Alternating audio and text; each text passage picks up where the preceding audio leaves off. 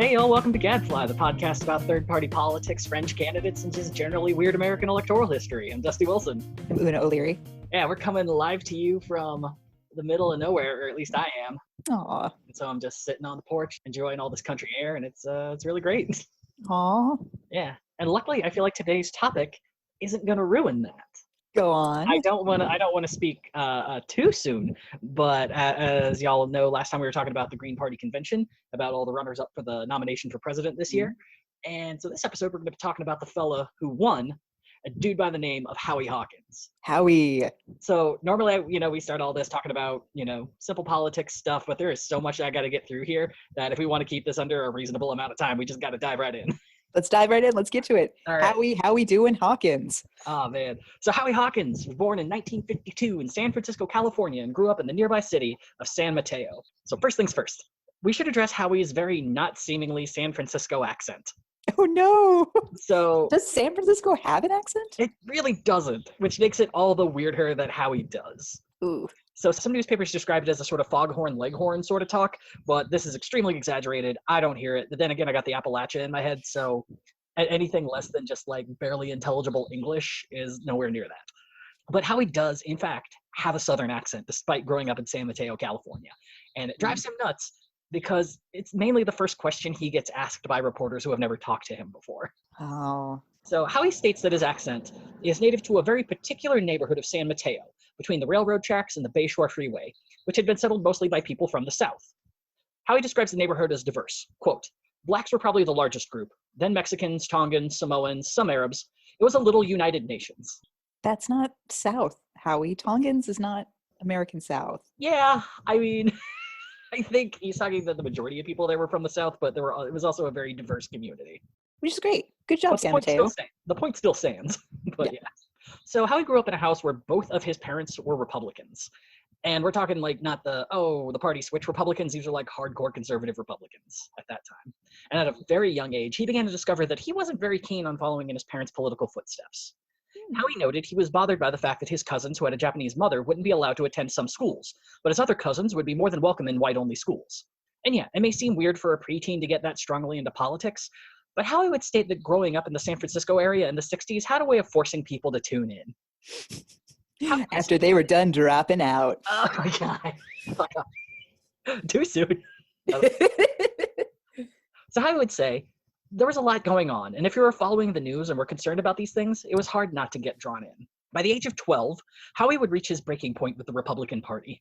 In an intensely deep-for-a-kid moment, Howie became aware of an anti-fair housing law that the state of California was planning on passing, and made that moment his final straw of ever being a Republican. However, the Democrats would lose Howie that year as well. You see, in the state of Mississippi, the Democratic Party banned participation by any black people, despite them making up 40% of the state's population. Also, the Democrats had a complete stranglehold on political office in the South at the time, so the only race that really mattered were the Democratic primaries. So, activists Fannie Lou Hamer, Ella Baker, and Bob Moses founded the Mississippi Freedom Democratic Party and put forth a slate of black candidates to run against the white Democrats. The newly formed party also made a push to be recognized as the official state delegates at the 1964 Democratic National Convention, stating to the National Democratic Credentials Committee that the official state Democratic delegates were nominated in an illegal manner that ignored and or violently oppressed 40% of the state's population. So whoever they sent were not an accurate representation of delegates. I mean, yeah. Yeah. The MFDP speeches to the committee were nationally televised and placed even more pressure on the party to accept them as the true delegates. And a lot of people assumed that that's how the convention was going to end, with the Freedom Democrats becoming the official delegates for Mississippi. However, delegations from other southern states threatened to leave the convention if the National Party were to do that, and President Lyndon Johnson felt that without a show of unity from the Southern Democrats, he would lose in November. So at the insistence of the president, the Freedom Democrats were denied. And Howie points to this moment as when he vowed to never be a Democrat, at the age of 12. You know what? Fine, because there's so many other 12-year-olds who read, like, Ayn Rand, and now we're in the mess we are today. It's like, fine, Howie, go for it. Have we talked about how I think we both almost accidentally read Ayn Rand when we were kids, just because it was on like a book list, or like Yes. someone won a Newbery Award, and so it was one of those things where it was like, well, I guess we got to read this. Yes. I think I made it a couple pages. And I got like 3 pages in, and I was like, I am immediately bored by this. Yeah. So by 14, Howie was about to get even deeper into the shittiest drug that is politics. Oh, no. He began occasionally skipping school to attend anti-war demonstrations at UC Berkeley and San Francisco State. This would lead to Howie's first ever brush with the law when he outran a truant officer while on his way to a protest. In 2018, Howie would state, "I can't count how many times I've been arrested. Maybe a dozen. All of these would be in connection with protests." When he was 16, he finally found a political party he was willing to not only support, but actively campaign for. The newly formed Peace and Freedom Party. The PNF was founded as an anti-war, pro-civil rights party with strong connections to socialism. The first ever presidential nominee in 1968 would be Eldridge Cleaver, the leader of the Black Panther Party. Howie notes that he would campaign to any adult that he could, including his parents. The Peace and Freedom Party wouldn't do exceptionally well, especially since Eldridge was under the age of 35, so they had to run comedian Dick Gregory in other states that wouldn't allow Cleaver onto the ballot. Dick Gregory would finish in 5th overall, and Eldridge would finish in 7th overall. Combined, their votes would have put them into a pretty respectable 4th place, but that would have only been about 0.1% of the vote nationally. Yeah, we're back to numbers I'm used to. Yeah. In this crowd. Oh yeah, and well, the thing with the Peace and Freedom Party is they've always had a very strong home base in California, so they're always eligible for a lot of delegates. It's just getting the votes has always been the hard part. Oh, poor hippies. Yeah. So in 1972, Howie would graduate with impressively high marks, especially for skipping school as often as he did, and be accepted into Dartmouth. Initially, he planned to enter into a business engineering program, but the Vietnam War would have other opinions. Howie would end up getting drafted and would choose to enter the Marines. Apparently, at some point, the Marines found out about his anti-war activities, and a bunch of higher-ups walked up to him and asked him, "Well, why are you here?" And he said, "Well, you're the Marines. You're the best. I want to be here." I mean, almost all of this information comes directly from Howie, so keep that in mind. I feel like to join the Marines is a bit of a 180. Like, yeah, it's like if you are anti-war, join the Navy, especially for Vietnam. Or, like, yeah, join the Coast Guard. Find, So I think Howie's just like a very passionate individual. Yeah, it's just like if I have to do this, I might as well be around the most people passionate about it. Yeah, go whole hog. I don't know. Yeah.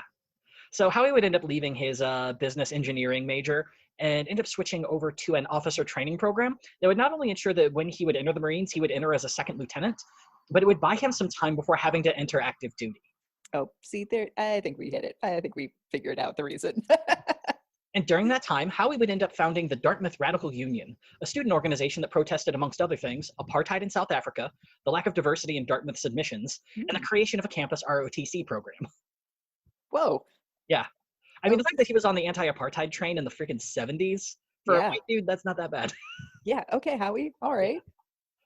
So somehow, he also had time his freshman year to work on his very first campaign in any official capacity, actively campaigning for an, in retrospect, very young Bernie Sanders.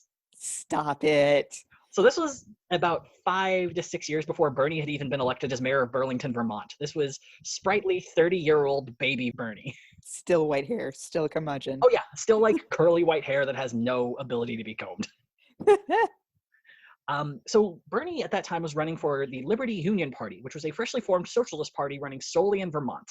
And they nominated Bernie not just for governor that year, but for senator as well. Baby Bernie would not end up doing very well. He would finish in last place in the Senate race with 2.2% of the vote, and he would finish last in the governor race with 1.15%. But you gotta start somewhere. Yeah, and now with a taste of politics in his mouth. He's like, I'm gonna run Burlington, Vermont. Beautiful. I'm not even gonna try. Senate, too far. Governor, too far. I want a city, population lower, 100,000. Can you get salami up there? Oh my God. How are the delis? If bad, I will make them better. Yeah. I will bring bagels. So Howie would find his first party that he would officially join in 1973. So during the turn of the 20th century, the Socialist Party had built up a powerful organization backed by the passion of one Eugene Debs, and had even gotten a number of folks elected into Congress. However, the Red Scare was enough to tear the Socialist Party into complete non-existence by the 50s. They were a complete shadow of their former selves by that time, occasionally running candidates off and on. Usually people were just like, I'll just stay on this. But by the 70s, it was starting to look like they could make a comeback. And in 1973, the Socialists came back and rebranded as the Socialist Party USA.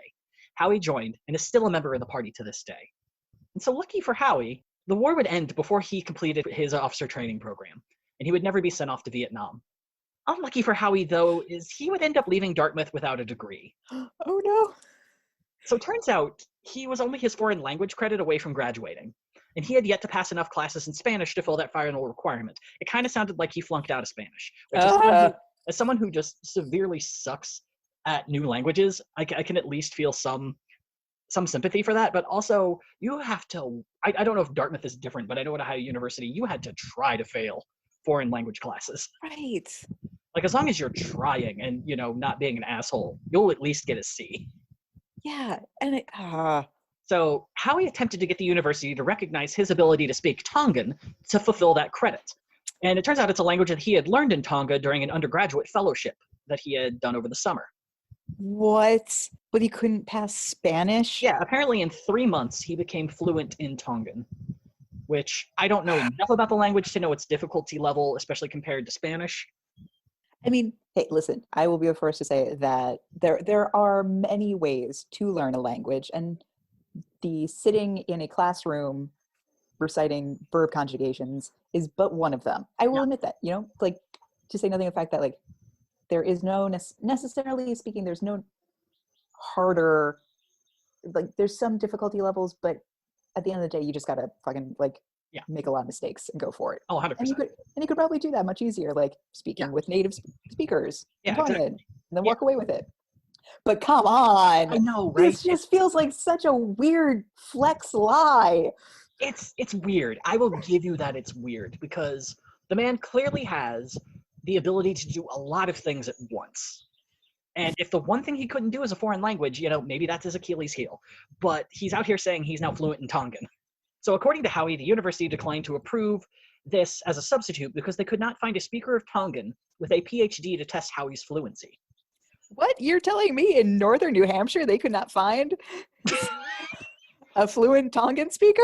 One of the weirdest things that I have learned at my job is that the largest concentration of Tongans in America is Utah. So yeah, they probably didn't have a lot of good luck. But you have a phone. Do you not know someone at BYU? Do you not? Is there not someone at Utah State who can help you out? The university said, sorry, Howie. And I'm sure they were just like, we severely doubt in 3 months you are now fluent in Tongan, but here's the reason. So instead of trying to find a new language that he could learn or retaking Spanish, Howie just dropped out. So Howie may have lost a degree, but he gained a home. Oh, Jesus. So Howie would end up remaining in New England. You see, Howie had found a new focus of his passion, and that would be the expansion of nuclear power. And New Hampshire just happened to be the epicenter of that movement. Mm. In 1966, the Public Service Company of New Hampshire, along with the cooperation of 16 other regional utility groups, put forth plans to build a nuclear power plant. The new plant would be placed in the small town of Seabrook, New Hampshire. Plans were completed in 1972, and in 1976, construction began. To say that people were skittish about nuclear power between 1950 and 1990 would be putting it far too fucking lightly. I believe the biggest fear for people then, or at least for the people that I remember from TV shows about that time, it would be communists, nuclear power, women doing anything. Yeah, nailed it. Yeah, did it. I studied history. So the idea of a nuclear power plant in their own backyards caused folks from liberal to conservative to freak out and join forces. There were folks who were concerned about the typical things you'd expect, nuclear waste, fallout, the whole thing just fucking exploding one day. There was also a small contingent worried over the fact that they were building a nuclear power plant in an area of New England that actually sees a decent amount of earthquakes. I wish I could remember where I read this. It was recently, but I couldn't find it again. But someone described pretty much the area from Maine down to the border of Massachusetts as just a whole area of fault lines. Just like tiny little junior fault lines just freaking everywhere. Little baby fault lines. They're just going their best. Goo goo gaga. So in the last year alone, over 70 earthquakes and tremors have been recorded by the Boston College Western Observatory. And when I say the last year alone, I just mean 2020. Oh, no. Now, of the quakes this year, none have been higher than 3.5 on the Richter scale, but the worst one on record occurred in 1663 and is estimated to have hit somewhere between 7.3 and 7.9. Oh, no. And it just so happened that there was also an earthquake in 1727 that hit around 5.8.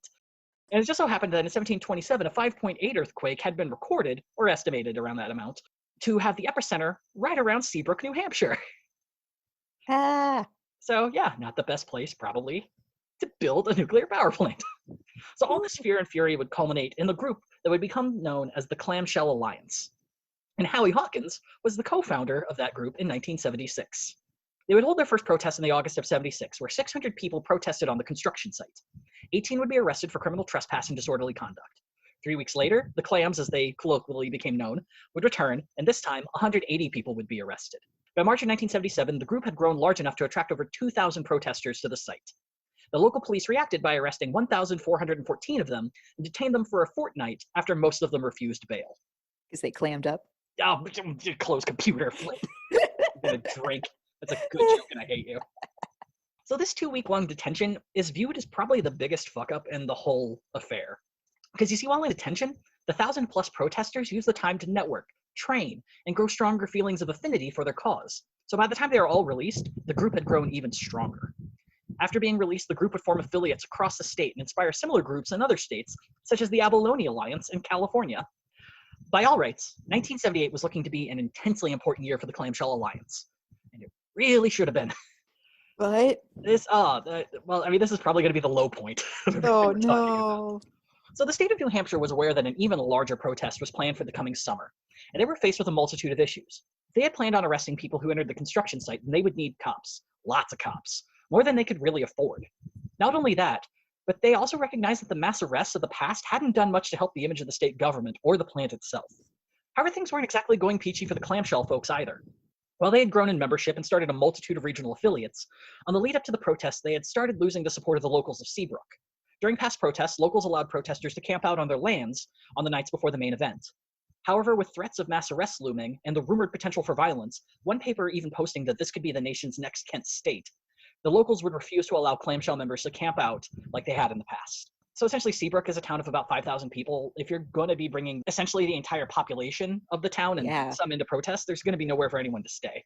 There's not going to be nowhere for anyone to just use the bathroom. Exactly. And the benefit was there were people with adjoining lands, and they would just pitch a tent there and walk over to the protest the next day. And within the group, there had also been a growing voice that the nonviolent protests the group had previously sponsored hadn't done enough to stop the construction of the plant. In fact, construction was still very much going on and didn't show much sign of ending. So this new group began promoting the idea of more directional action against the construction site. For many of the folks in charge, this wasn't a very welcome opinion.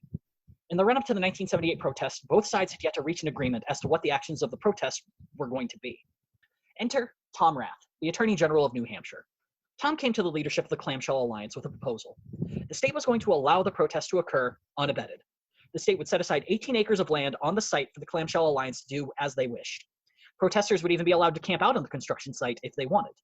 In return, the Clamshell would call off any planned civil disobedience that had been planned at the site. The Clamshell Alliance leadership made an emergency decision without an organization-wide vote that accepted the proposal.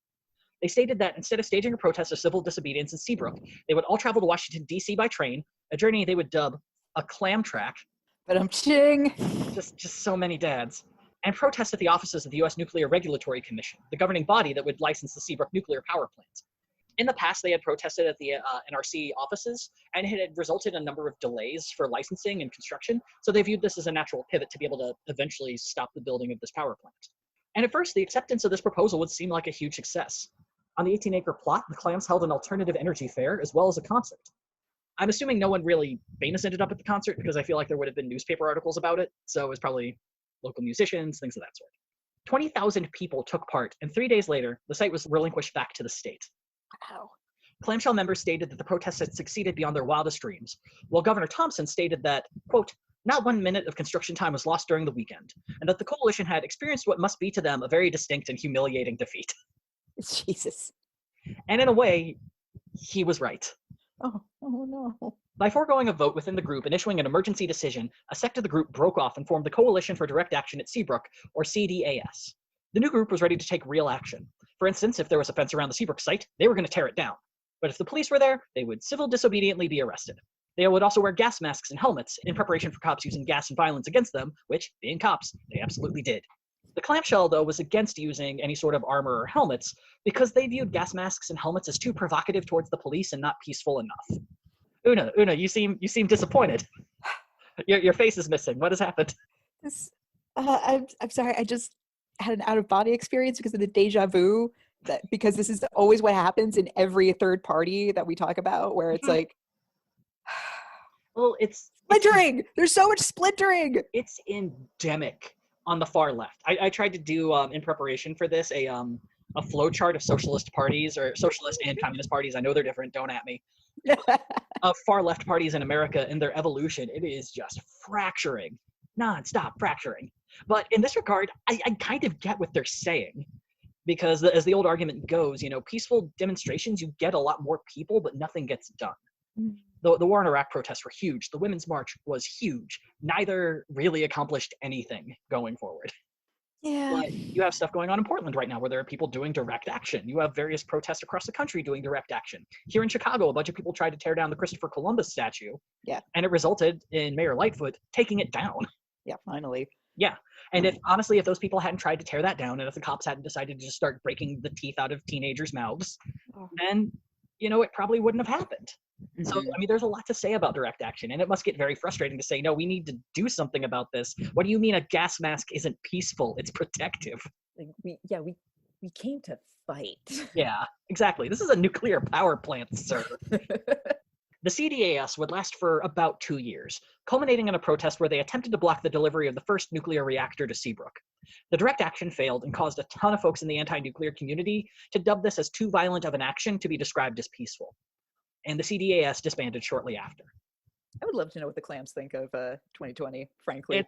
We'll kind of get to that, sort of. Okay. Yeah. Howie would eventually leave the group that he founded in 1986, the same year that the first section of the nuclear plant finished construction and went online. In regards to the Seabrook plant, there were wins and one really big loss. The nuclear power plant? Yeah. Most notably, the plant was completed and still operates today. The state of Massachusetts has even credited the plant as one of the big reasons they've been able to keep their carbon emissions so low. And it was really weird. Actually, it was one of the things I forgot to put in, is early on, the Clams' biggest allegiance that they had was Michael Dukakis, who was governor of Massachusetts at the time. So Michael Dukakis was actually a very strong ally for the Clams at the time, because part of the rule for building this plant in Seabrook was every town in a 10-mile radius had to have like an evacuation plan or a safety plan in place. And a number of towns in Massachusetts are within that 10-mile radius. And so Dukakis was essentially like, until I get these plans, I am completely against this power plant being made. Yeah. But nowadays, Massachusetts is like, yeah, if it wasn't for the Seabrook plant, our carbon emissions would be out of control and in a bad place. The Clams, though, were able to delay the construction for a full decade, with construction completed in 1990. This ended up costing the Public Service Company of New Hampshire $7 billion to complete, and would cause the company to declare bankruptcy in 1988, the fourth largest in American history. In 1992, the company would merge with Northeast Utilities, which is known today as Eversource Energy. So in a way, kind of going on. But if you're doing a protest and you cause the company you're protesting to go bankrupt, that's kind of a win. That's kind of baller status. Yeah.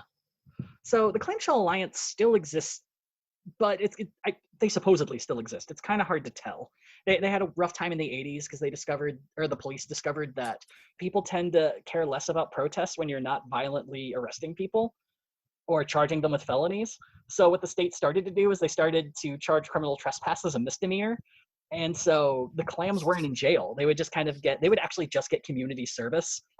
And so they had to try to figure out ways to amp up their protests to get arrested but still stay peaceful. Oh my God. This is beautiful. It ended up culminating in this one dude chainsawing a klaxon pole, or like an alarm pole. And he just like chainsawed the thing down. And even that, they were just like, well, I mean, we kind of have to take you to jail, but it's not like you hurt anyone. Here's 20 hours of community service. How about you plant some trees near this nuclear power plant, hippie? Suck on this. So, like I said, I think they still exist today. It's kind of hard to tell. They do have a website, but I wouldn't recommend going to it. For one, it doesn't load. But for two, its banner now says, quote, clamshell, sex, and more. Oh, no. I mean, if that's your thing, go for it. But it's mostly just a bot-curated blog about British escorts and bikini recommendations. So, wow, that is what happens when you have something on autopay. Yeah. And then your credit card gets declined. My God, yeah. Well, and the website, even up till 2015 on the Wayback Machine, looks like they hadn't updated it since the internet was invented. I mean, granted, they probably had other things they needed to do, but it's... Yeah, the 20 hours of community service. Now, I don't think it's fair to say that Howie left the Clams because the Seabrook plant ended up getting built, but more that he was about to enter a new stage in life, creating the whole fucking Green Party in America. That's right, Howie Hawkins is one of the founding fathers of the entire party. Una, you seem disappointed. No, I'm just... What I need is the word for the male version of a manic pixie dream girl, because I feel like that's what Howie Hawks is. he speaks Tagalog, but he flunked out of Spanish 101 and he went to Dartmouth, but he didn't need a degree. And then he just fought with a bunch of clams. And now he's starting a political party. So a hyper-bearded wood dude? I'll take it. All right, let's see if we can make that stick. Hyper bearded wood dude. Oh, you're just D&D character. I mean, it pretty much is now, but a lot of charisma, some ADHD malfunctioning, intelligence very middle. Very low to middle. Yeah. So in 1984, Howie was invited to the Green Committees of Correspondence at Macalester College in St. Paul. This is considered to be the first major meeting that got the Greens into motion, and was created to purposely try and figure out how to make a Green Party in America a reality. It is here that they decided on their 10 key values of the party, and Hawkins pitched the most sensible idea that any third party could ever have, focusing entirely on local elections first. Oh my God, it's mind-blowingly simple. Just, for the love of God, listen to him. Yeah, and he was like, you don't even have to run Green candidates. If there's a candidate that's like a socialist or a Democrat that somehow is super eco-friendly and fits into everything we believe, endorse them. Just get the name out there. Just get involved. Be like the Buddhists. There's no religion jealousy here. We'll take everyone. I mean, you say that now with, all right, we'll get to that. No spoilers. Okay. By 1987, Howie would attend the first National Green Gathering at Hampshire College in Amherst, Massachusetts. This would end up being a mix of an educational meeting as well as a debate as to what aspects were best suited for the party. People would present their ideas in a forum setting, often going against opposing beliefs that had been or would be presented. For example, there were at least 2 discussions as to the role of capitalism in the party, ranging from Howie's opinion that capitalists have no place in being in the Green Party, to others stating that one could have some sort of eco-capitalist ideology. And this seems to have had a pretty heavy effect on Howie, because the next year he would co-found the Left Green Network with social theorist Murray Bookchin, which he's a real man, despite having a name that sounds like he is some sort of Fred Armisen character. Yeah, wait, what's the name again? Murray Bookchin. Yeah. His chins are made of books, and all of them are the grapes of wrath. Oh, no. The group's website, well, I mean, website's the wrong way to put it. Murray Bookchin's website describing the Left Green Network states this: where the mainstream Greens wanted a conventional party, the LGN called for continuing the Greens as a decentralized movement. Where the mainstream Greens wanted to enter the existing system, the LGN rejected that system and called for replacing it with a confederation of democratic assemblies. Where mainstream Greens focused heavily on environmental issues, the LGN insisted that environmental issues were inseparable from social justice issues. Where mainstream Greens were entranced by eco-spirituality as a worldview, the LGN recognized naturalism and science as the rational basis for averting ecological ruin. And where mainstream Greens tended to blame overpopulation for ecological destruction, the LGN pinned the blame squarely on capitalism and the nation state. I like a lot of this.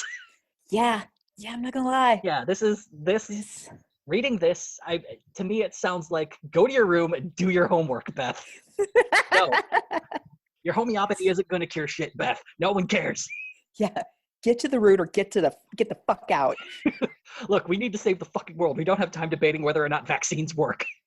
Oh, it's like, God, it's just like really good scotch, just warming down my throat. Like there's a little bit of burn, but I want it. Yeah, it's the burn. It's just like, yeah, I'm still kind of a capitalist, and you're still right.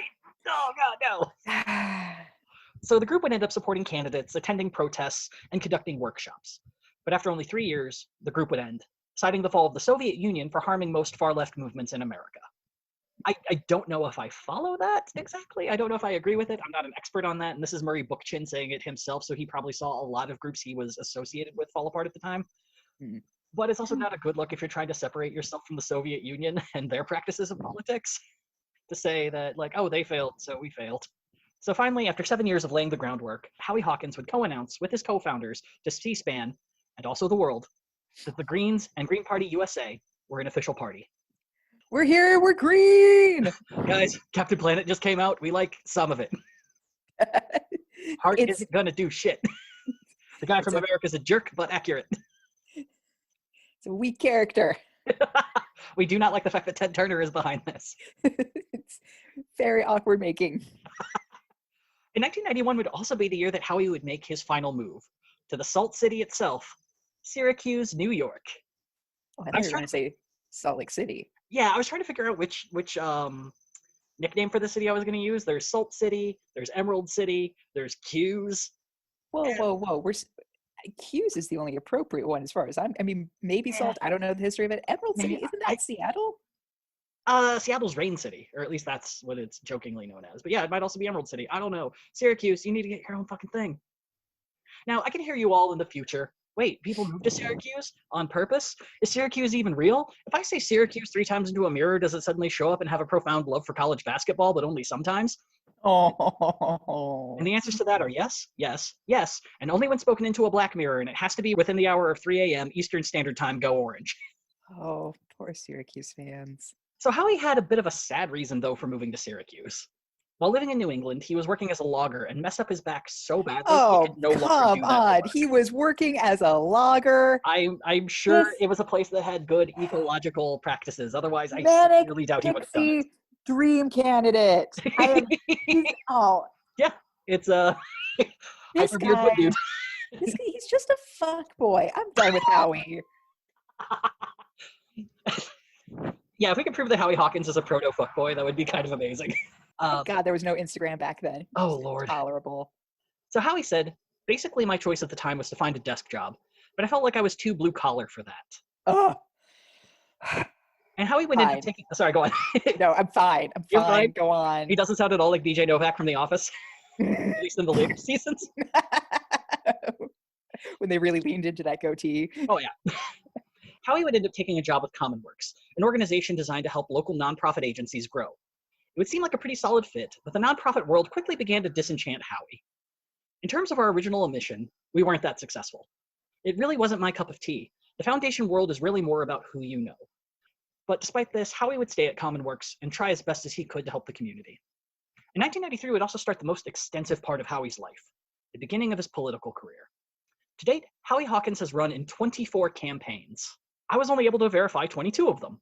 That's not bad. I mean, 24? Yeah. And this includes 8 races for Syracuse Common Council, 3 for Mayor of Syracuse, 3 for Governor of New York, 3 for U.S. Congress, and 1 for Senate. Howie has pretty much run in every election cycle since 1993. And goddammit, I am not going to break down all 24 of those races. We don't have time. I am not making Howie Hawkins a 3-part. We are doing 1 part on Howie Hawkins. Absolutely not. Yeah. So mainly because I guarantee they would begin to get very repetitive, and for most, all I could find are just the results of the election, and not much else. We're going to be doing a Cliff Notes run through. We are going to speed run Howie Hawkins' political career. Excellent. I love this. I will stop on 2 or 3 of the big ones, because there's at least a couple things that Howie really deserves some credit on, because he's been running on some stuff that you and I would absolutely love and do absolutely love. And I think very few people know that he's the one who started pushing it to begin with. Oh. So let's go. All right, if you're at home, hit pause, grab a drink, whether it's coffee, not coffee, grab something. If you're driving. Something to numb the pain. Yeah. I'm ready. All right, 1993, Howie Hawkins runs for the first time for Syracuse Common Council. It's not clear how much of the vote he got. Some people say 1.5%, some people say 3%. Either way, he lost Split hairs. Yep. 1995, his second run for Syracuse Common Council. I have no information of how many votes he got or where he finished other than lost. Suspicious. 1997, his first run for mayor of Syracuse. This would be the first race that I can guarantee he didn't come in last. He finished 3rd out of 4, 2.48% of the vote. In 1998, he ran for New York Comptroller, which is a fancy word for accountant. He would finish 5th out of 6 with 0.34% of the vote. Sad face. In 1999, he would run for the 3rd time for the Syracuse Common Council. No results. But after losing that, he would run also for the Onondaga County Executive, which is essentially like mayor of the county. He would lose that. I have no information. And hey, we've been running real fast. Let's take a break. Because in 1999, Howie was one of the folks who worked to unite the fractured Greens Party USA into the single banner party that it is today. Thanks, Howie. How do you have the time? Seriously, I'm so tired just listening of this guy's resume. Not a spoiler alert. Foreshadowing? Spoiler foreshadowing? There actually is kind of a reason, and we'll talk about it later, towards the end. PCP. Oh, if only. No, I feel like PCP would be really bad for getting stuff done. Yeah. I don't know, though. I've never done it.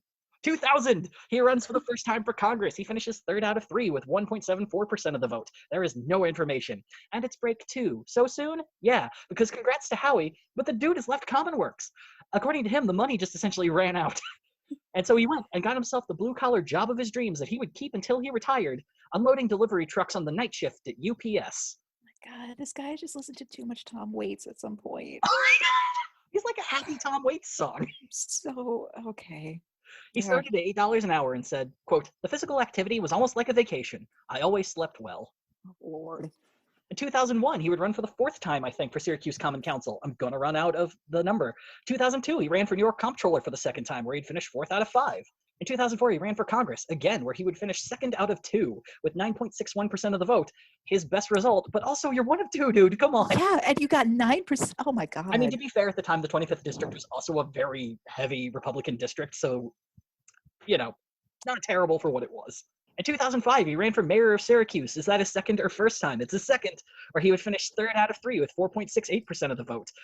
The only thing I could find that he ran on is that he was troubled the fact that the city owned the city's utility companies and wanted to make it more public-facing, I think. I don't know if he was wanting to privatize it or just getting it out of the city's hands. I don't know. It's hard to tell. That's what he ran on. Or giving it back to the birds and the fishes. Like, Yeah. Who are you, sir? I mean, they're in the deep blue sea. We gotta give joy to you and me. 2006, he ran for Senate for the 1st time, where he would finish 3rd out of 6th. It was actually 3 people who ran in the Green Party nomination. He beat out some guy named Sandra Hicks and another guy named Stephen Greenfield. Should have researched them. I feel like they were probably interesting people, but I didn't. But the cool thing about the 2006 race is this is a race that would feature 3 future presidential nominees. One being Hillary Clinton, the other being a guy by the name of Roger Calero, who was the 2008 Socialist Workers' Party nominee, who I think finished 5th. At the time, Howie ran on a platform of ending the war in Iraq, creating renewable energy jobs, and giving healthcare for all. Hey. Something that nowadays is very popular. And So Howie's popular. out there in 2006 saying, hey, everyone should probably have healthcare. Yeah. All right, Howie. 2007, he runs for the Syracuse Common Council for, I think, the 5th time. He would finish 4th out of 5 with 4.26% of the vote, which is kind of good for his, finishing 4th. Who knows how it was that high? I don't know. No one 2008, likes him. At the Green Party presidential convention, he didn't run, but he ended up getting some votes. He finished 8th out of 8 with 1.47% of the vote. But also in 2008, he ran for Congress again, finishing 3rd out of 3 with 3.3% of the vote. 2009, it's an odd number year. He's running for Syracuse Common Council again. Oh God. And so this year, he would get 40.83% of the vote. What happened? Did someone give him money so he could actually run a campaign? So at this time, this would be his first of 2 campaigns running against a fellow by the name of Khalid Bey. Now, Khalid Bey is a Democrat. Most of the debates that I've read between the two, it's just them getting along and mostly Howie disagreeing that he's not liberal enough and Khalid being like, yeah, but this is what I believe, and Howie being like, I respect it. I would watch that debate. That sounds delightful. I'm trying to remember who it was. I don't think it was Carl Palladino, but there was a Republican nominee for governor that had debated Howie at one point, and he referred to Howie as a consummate gentleman and someone he would love to debate in the future. Oh. So it's just these 2 dudes completely getting along, but Khalid Bey ends up winning. Mm-hmm. Yeah. 2010, his first run for governor. He gets the Green nomination, defeating Cecile Lawrence by nomination by voice vote. There would be a bit of a fight this year because the New York political system is really weird. The political parties are tiered, and there are bunches of parties. There's the Republicans, there's the Democrats, there's the Working Families Party, there used to be the Right to Life Party, there's the Conservative Party. And all of these parties can endorse major candidates. So the Working Families Party was created as to have sort of a more progressive party within New York politics to be able to not to endorse people early on in the Democratic primaries. So if they won, they get the endorsement, but if not, they will usually endorse someone else. So this particular year, they weren't thinking about endorsing who's Andrew Cuomo. He's the new one, right? Yeah. Yeah, new Cuomo. In office. Yeah. Yeah. And so they were debating whether or not to endorse new Cuomo, who isn't exactly known for his progressive leanings. Nope. But if the party didn't, then they would risk being knocked down a tier and being no longer considered a top tier party in New York. So out of necessity, they endorsed Andrew Cuomo. Oh. And this is something that Howie Hawkins took great offense to because his whole ideal is that if your party has an ideology, you stick to it. Yeah. Deal with the consequences. It is what it is. So the other thing that Cuomo did that year that's both good and shady is that he insisted for the debate that every candidate got to be there to debate. So this included the Republican, Howie Hawkins, the Libertarian nominee, but it also included a fellow by the name of Jimmy McMillan, who folks in the meme world probably remember as the guy who is still the head of the Rent is Too Damn High party. Yes, I was hoping the Rent is Too Damn High party would show up. Yeah. And this also included a woman by the name of Kristen M. Davis, who at the time was running out for the anti-prohibition party, but is more well known for running the I'm trying to think of, I don't know what the proper term is. Let's just say she was the district manager for a group of sex workers. And her particular sex workers, one of their clients was Elliot Spitzer. And so Cuomo's idea was you get all of the other 6 people who are anti-me on stage, at least a few of them are going to make it look like being anti-Cuomo is something that is associated with unreasonable people. Yes, absolutely. 100%. Yeah. And so that was kind of the goal. And I mean, of course, Howie was up there and he, just kind of that soft Southern drawl and sounding reasonable and very far left. And so he didn't really play into it, but as we all know, Cuomo wins. Right. But Howie would end up finishing in 3rd. It would only get him 1.29% of the vote, but it's an improvement, at least for a race this big. It's 2011. Una, what's he running for? Oh, Syracuse. Common Council. Yeah. Council. He's running against Khalid Bey again, and he gets 47.94% of the vote. 2011, Howie Hawkins would end up losing by 96 votes. Howie, so close. Yeah. And honestly, I don't know what increased his support. I don't know. Name recognition? Maybe. I don't know. But I mean, he's running against an incumbent, and to the best of my research, Khalid Bey didn't do anything wrong. This is crazy. He's the little engine that could of political candidates. Yeah. On this high note, let's take a 3rd break, because 2012 would be the first year that the Green Party would approach Howie to run for president. Ooh. But Howie would say no, because he has a night shift at UPS. Oh my God. And he can't call off, especially for a whole year. Oh my God. This is legit why he said no. So the Green Party stepped back, and that's how we got Jill Stein. Howie. You couldn't have known. I don't know what to do with this person. Yeah, he's not as immediately lovable as Vermin Supreme. I can respect so much of what he says. He is breaking me. Like, what does he think is gonna, like, is he still gonna be working for UPS while he's in office? I mean, maybe. But that's why he's running for local office. It's so much easier to run during the day for local office. If you're running for president, you got to go all over the country. And then fly back for your, 9 p.m. shift. You're going to look a fool. Yeah, that's what's going to make you look like a fool. 2013, okay. Syracuse, Common, Council, Hawkins, Khalid Bey. Howie ends up getting 40.35% of the vote. So he's going down. The charm's wearing off a little bit. People are liking Khalid Bey. Yeah. Because he understands. I don't even have a witty. Okay, just keep it rolling. All right, 2014. This is the one that I'm most excited about because this is his 2nd run for governor, 2nd or 3rd. How many times did he run? I don't think it matters anymore. Time's a flat circle. He's running for governor in 2014. So the Green Party's goal this year was to hit 5% and make the Green Party an official major party in New York. So with that, they would get ballot status. They would get funding, I believe. It'd be a huge boost for them. Mm-hmm. And this would be the year that Howie Hawkins would introduce a concept called the Green New Deal. Shut the front door. Howie Hawkins invented the Green New Deal. Now, it's a little different from the Democrats' one because there's a couple things the Democrats leave out, and we'll get to that when we talk about it. But just for the time being, let's look over Howie's original Green New Deal. Yes, let's. So this would include decent jobs for all, so public jobs for all unemployed people doing public works, and those jobs would be dependent on what the community needed and what the community voted on they needed. Mm. Living wages for all. Raise the minimum wage to $15 an hour, and this would include tipped workers. Oh, yes. But it would also allow local municipalities to have a higher minimum wage if they wanted. So one of the big things that Howie is into is libertarian municipalism, I believe is what it's called. It's essentially communal living, but it gives a lot stronger rights to vote on what you need for communities. So especially in Chicago, it would be like, oh, Rogers Park gets to decide on what happens in Rogers Park. Yeah. Living income for all. Those who cannot or should not work would receive a living income. So a universal basic income for those who needed it. Healthcare for all, single-payer healthcare program for all New Yorkers that includes all medical services with no copays or deductibles. You walk in, you get what you need, you leave. Quality education for all, which would include fully funded universal pre-K, public schools. Schools would have the ability to opt out of high-stakes testing or Common Core programs. Schools would use affirmative action to reduce school segregation.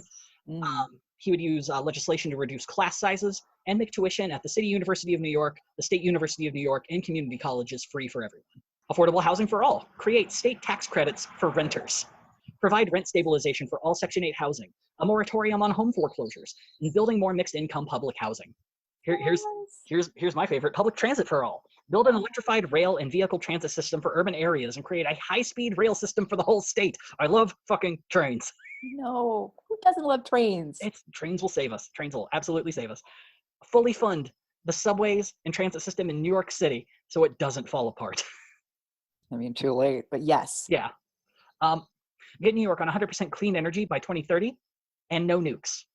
Now, the two things that the Democrats knocked out of their program, a complete ban on fracking and a complete ban on any new fossil fuel infrastructure. That's how he put it. Any new infrastructure you're going to have into fossil fuels, you're going to have for 30 or 40 years. You can't just have fossil fuels for a couple years or a new fossil fuel thing for a few years and then you're done. It's there for decades. It's real. And so armed with this plan and with a goal of hitting 5%, Howie would finish in third out of 5 with 4.83%. So close, yet so far away. So far. And New York could be stuck with Andrew Cuomo for another term. Yelling at Bill de Blasio while the world burns. 2015, he runs for city auditor of Syracuse. I don't know why. He ends up getting second out of second, getting 34.89% of the vote. However, in this race, he's actually endorsed by 2 Syracuse Common Council members, both of which are Democrats. He would run on a campaign stating the incumbent Marty Masterpole had not completed enough audits, stating Marty, quote, doesn't have a good reputation for working hard. Burn. But the biggest thing against Howie is that he's not an accountant. And he's running for a position that's nothing but accounting. Yeah. But Howie stated that he wanted to run so he could advance ideas and issues that both major parties were ignoring and do audits on things such as environmental health and social policy issues. Which, don't know if that's the job, but I like it. But like I said, he would lose. Like, I believe he could do it at this point. Yeah. 2016. Howie is accidentally listed as the Green Party vice presidential nominee in Minnesota during the presidential election. So technically, he at least has some vice president votes. 2017, he runs for mayor of Syracuse again, and he loses. 2018, he runs for governor again. He almost got 5%. This time he finishes in third again, only gets 1.7%. So, all right, here we are. Take a drink, finish what you got. We went through 22 of the 24 races that Howie has run. Una, how many did he win? None. He is 0 for 24, which is the biggest complaint that non-Howie supporters in the Green Party had. How can you run someone who is 0 for 24 to run for president? Wrong. Yeah. But the dude founded the party, so it's kind of hard to say he's not qualified.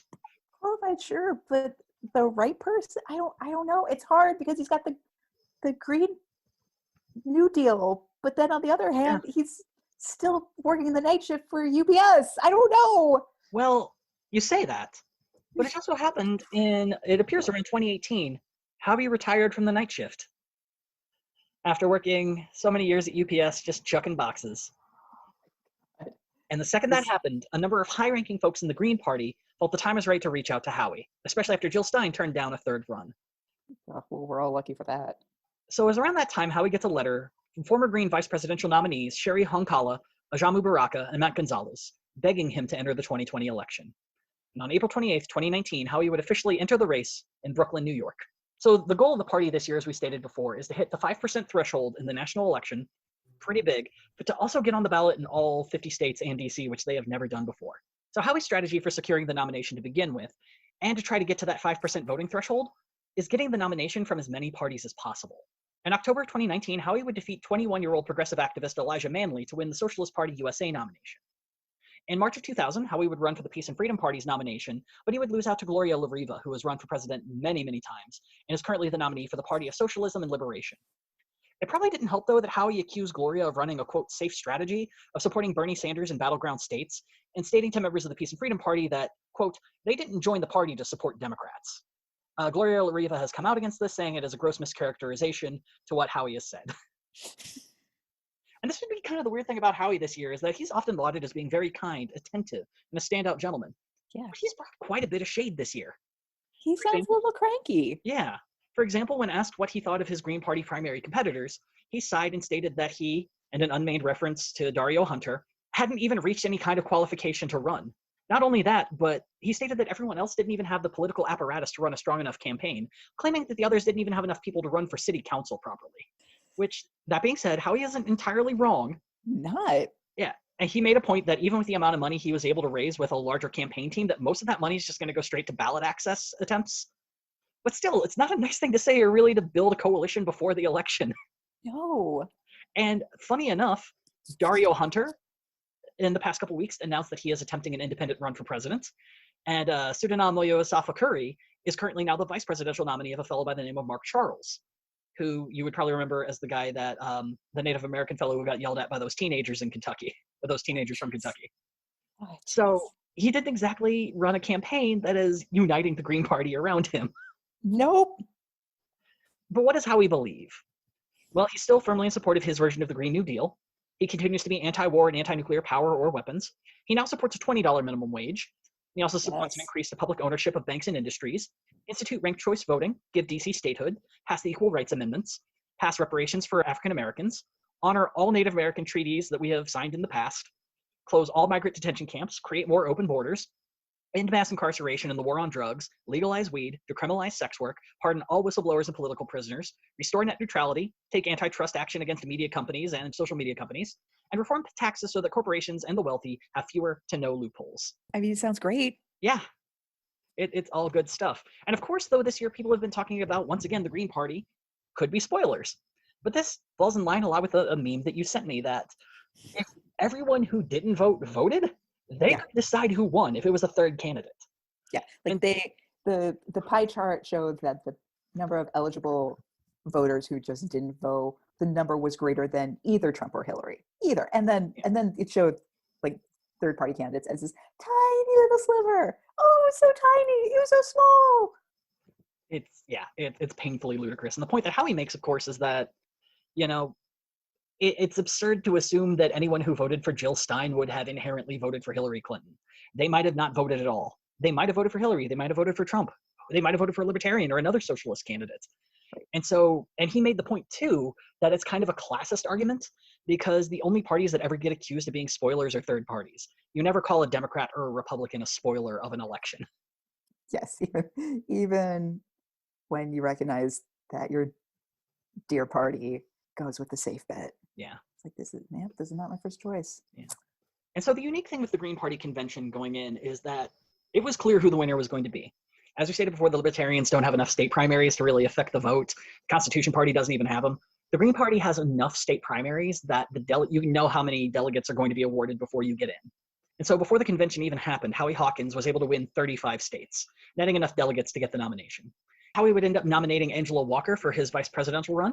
Angela in the past has run for the Socialist Party USA, so it's kind of a mix between both of the parties. And as is Green Party tradition, you have the people who run for political office running for president, and you have the activist as vice president. Yes. Continuing that tradition. Love it. Going into the convention, though, things were not as peachy keen as you would hope. As we said before, people were kind of rubbed the wrong way by Howie. A lot of people were also really unhappy with the fact that the upper folks in the Green Party coalesced around Howie really, really quickly. Which, I mean, he's the founder of the party. How could you not? And so Dario Hunter began to talk about how, well, it's kind of fishy that all of you are already assuming he's the nominee before the primaries have even happened, and maybe you should stay out of it. But despite that, the people in the party did not, and Howie would end up winning the nomination. Dario Hunter would claim voting irregularities and end up becoming his own independent candidate. He has yet to enter the ballot on any state so far, so it's not really looking good for Dario. But as of right now, Howie Hawkins and Angela Walker are running for the Green Party. And I don't know, do you think they're going to hit that 5% this year? No. What, in a year that our choices are either a doddering old man or a crazy murder person? Oh, God. Yeah, no, I don't. Yeah. I mean, this is the worst year to be a third party running for president. I feel so bad. I mean, there are so many things I agree with Howie, and he even admits that he has no chance of winning the presidency, and for most of his races, his whole thing is like, I'm just out here to get ideas out. I'm glad the Green New Deal is a thing. I wish everything was in there. And he's like, I'm glad we're all talking about Medicare for all. And that's kind of the point of third parties. Historically in America, third parties push forward these ideas that may be considered extreme that eventually get taken up by the average populace. But this is such a bad year for this. Yeah, no, it also seems like Howie has been in election cycles too long. Like he needs something new. He needs a new shiny object. Yeah. Well, and I was going to say, how does he have all this time? It is, I think he said this, or it's posited. Howie has been he has been unmarried his whole life. And he has noted that it gives him a lot more free time to be able to just drop everything and show up at a protest, at a movement, or to run a political campaign. He is essentially, he can do things whenever he wants. To be fair, it has not stopped any other male politician ever. But what I will give Howie is, I think, given his political leanings, it has allowed him to not burden someone he would probably consider like a full-throated partner with the task of actually raising kids or keeping, just the basic economics. Well, and also thinking about his complaint against Gloria La Riva, to call her like a Democrat supporter is honestly fairly ignorant. She is about as ardent of a socialist as you could possibly find. She is deep in the paint for the cause. And I think what she had said, and this is, I mean, I'm speaking hypothetically, is that if Bernie Sanders wins the Democratic nomination, we cannot risk Donald Trump being president, and so we are not going to run in battleground states. But I'm not 100% sure that's what she said. If that's what she said, good on her. If not, I don't know. One day we'll talk about Gloria. She is an intense human with very strong principles. Yeah. Okay. With Howie, I don't know. I think there is genuinely more to believe in him being a fuckboy. Why has he not been elected especially to like the lower level? Yeah. I don't think he's like some sort of scam artist or grifter or someone who doesn't believe what he's doing. I think he is, from the age of 14, he clearly believes in socialism and what he's doing, and he genuinely wants to make the world a better place. It's this sudden turn of like going at Gloria La Riva and going at Dario Hunter and everyone else running for the Green nomination is just, it's really unbecoming, especially because he didn't have to do that to win the Green nomination. It was pretty much set in stone he was going to win when he announced. Right. So it's like, you don't want this, do you? I don't know. It's very odd. It's odd. I wish we were in a country right now where voting for him could be an option that didn't result in people I know getting hurt. Yeah. And on that note, for what Gloria was saying about not running a third party candidate in battleground states, it's like, great, but are you going to do like get out the vote measures? Because now my head is completely corrupted by that pie chart. Yeah, 100%. So this has been our way of saying, please vote. It would mean a lot. Appreciate it.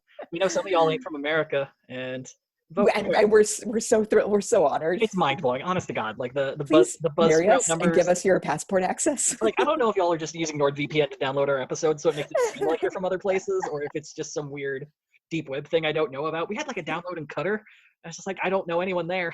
I don't know why anyone in Qatar would want to know about the runners up for the Constitution Party, but all right.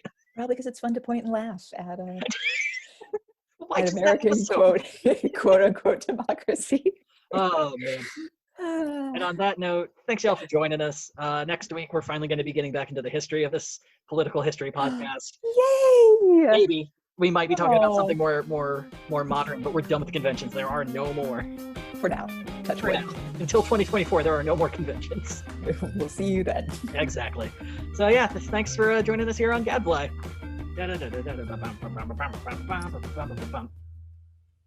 Gadfly is a production of Added Serotonin.